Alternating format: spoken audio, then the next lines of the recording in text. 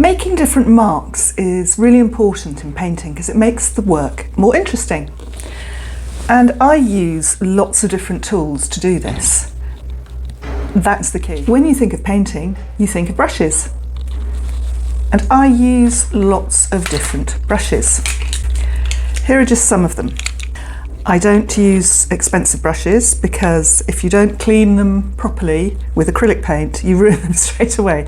These are synthetic, they're made of nylon, and I think they work really, really well. The only one that isn't inexpensive is this rigger brush, which I have realised I have already damaged because it keeps on splitting in two. This is a watercolour brush and it makes the most divine lines. Let me show you. I'm going to just use black, plenty of water, and show you the sorts of lines that you can make with this. I always hold it right at the end.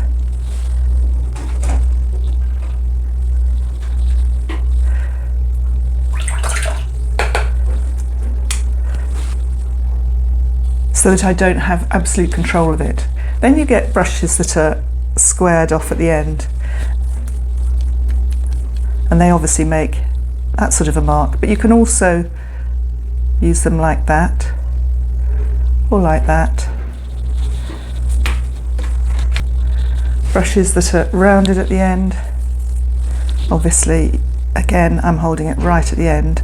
You can make some kind of interesting marks with that.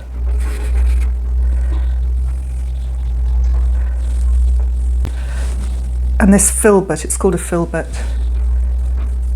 I quite like filberts, I don't know why. I'm just using it to fill in colours. If you want to paint expressively, it's really, really important to use lots of different sized brushes and bigger brushes, because then you're not fiddling around with the detail.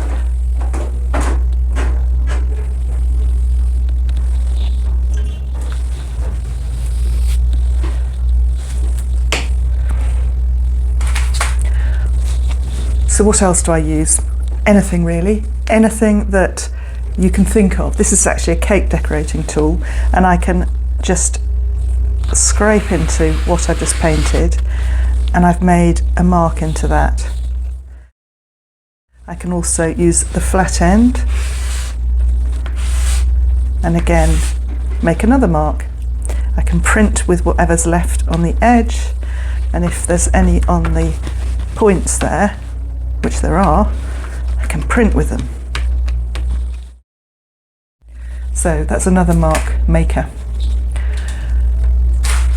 Lots of people use palette knives. This is just a straightforward palette knife, and obviously you can daub great blobs of paint on with a palette knife.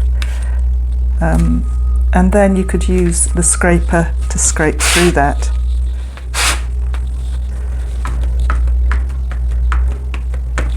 There are other kinds of palette knives you can use. This is a proprietary one made for artwork. It's silicone, and they're quite useful. They make pretty similar marks, but it bends, which can be quite useful. And then you've got your humble cake making tool. I found quite a lot of tools in the cake making department. This is a silicone spatula. They're very inexpensive, they last a long time, and they make some great marks.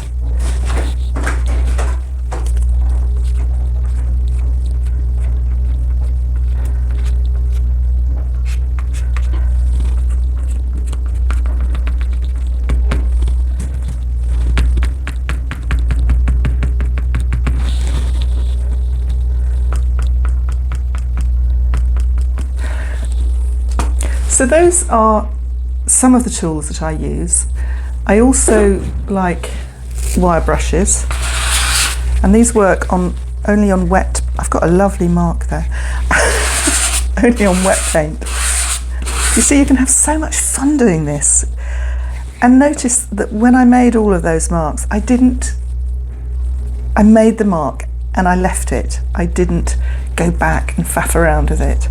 You can do lovely drips with this.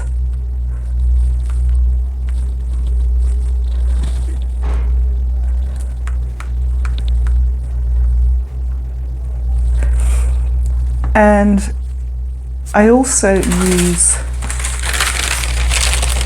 greaseproof paper or baking paper, and if you apply that to slightly wet paint, as I've got down here, and gently rub it over, lift it off, it changes the mark that you've made there, but you also have paint here, and if you apply that somewhere else on your piece of work,